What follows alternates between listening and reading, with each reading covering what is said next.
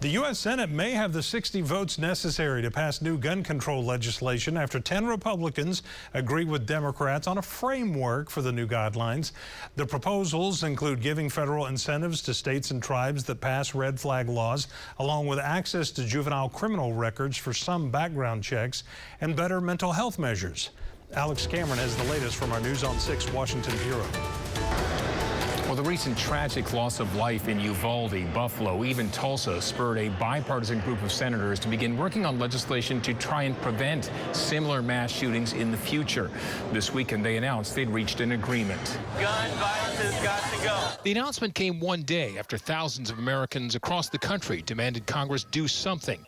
In Washington, they heard from the senator who's been leading the effort to comply. As scared as the folks I represent in Connecticut are for their kids' safety, they're just as scared that this place doesn't understand. But in the wake of the recent shootings, members on both sides of the aisle want to show the nation they do care, and 2 weeks of negotiations produced a deal. I will put this bill on the floor ASAP, as soon as possible.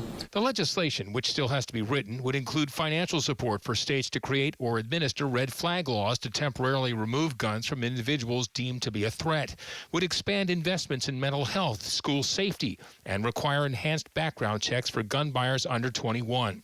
10 Republicans, the number needed to overcome a filibuster, signed on to the agreement. Never before in the last 30 years have so many Republicans been at the table, not just the 10 who have signed on to this agreement, but others who've expressed interest. Oklahoma's 2 senators are waiting to see the text of the bill before commenting. What was released on Sunday is a framework, said Langford spokesperson Ali Bealey. Senator Langford will withhold judgment until a final bill is introduced, since details matter.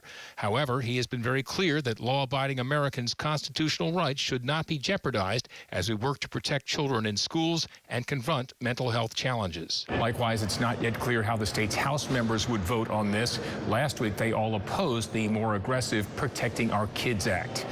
In our Washington bureau, I'm Oklahoma's own Alex Cameron.